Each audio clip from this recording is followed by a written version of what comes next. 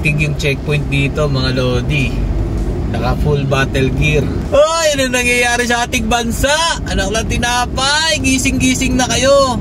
Anong nabangga ng barko? Flood control, nabangga daw ng barko. Panoorin nyo yung interview. Nasira pa yung flood control natin.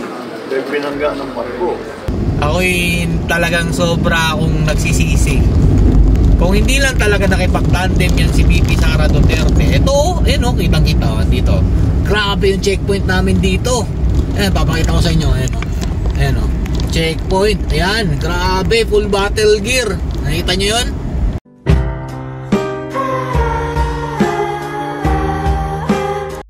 Grabe. Nasa KOJC po tayo mga lodi.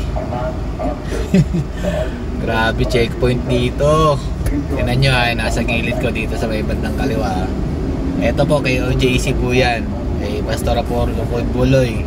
Yan. Ayan po pinapakita yung hearing sa dahanan. Grabe. Grabe. Ano ginagawa nyo dito sa amin sa Davao City? Grabe pinag-iigpitan nyo ang Davao City. Astig yung checkpoint dito mga lodi. Naka full battle gear. Tapos ang daming naka-posting mga pulis dito. Hindi naman ganun ka tindi yung kriminalidad dito. Napaka-safe po ng Davao, pero ba't ganun? Ano ginagawa nyo? Masyado nung pinag-iinitan yung Davao City Ano nang tinapay naman? Ano ba meron dyan kay Pastor Apollo Buloy?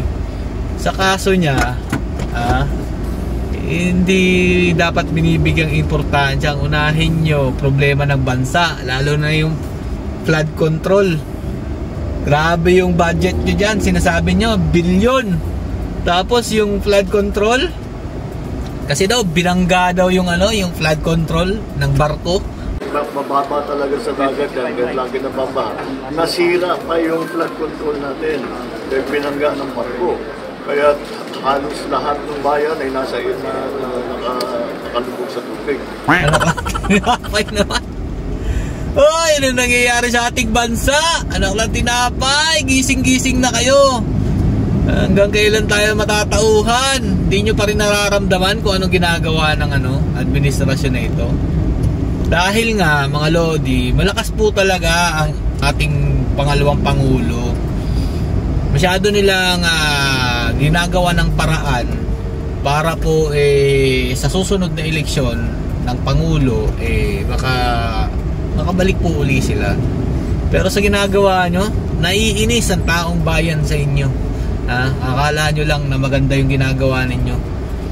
Diyan pa lang sa flood control budget. Sagutin nyo yan ng totoo kung saan napunta yan. Anong nabangga ng barko?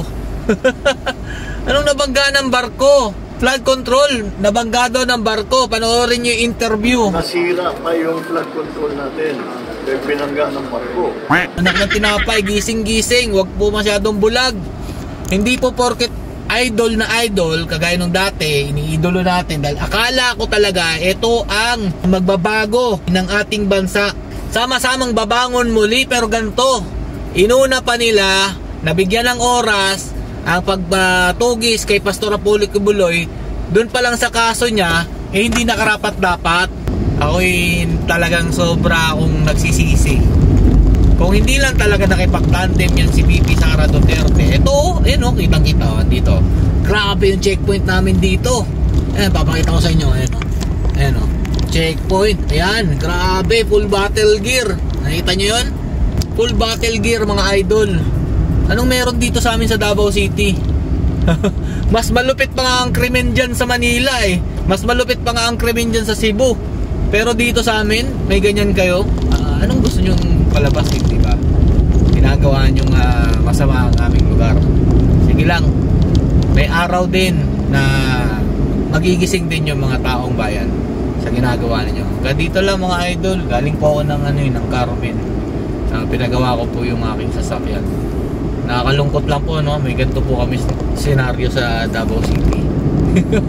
Na dapat ang mas pinagtutuunan nila ng ganyang checkpoint yung lugar na mga talamak sa droga, sa mga krimen, Diyan dapat, diyan yung binubuhos yung ating kapulisan. Huwag dito sa amin. Huwag nyo kaming ginagawang syunga dito. So hanggang dito lang pa mga Lodi. Peace, Bob.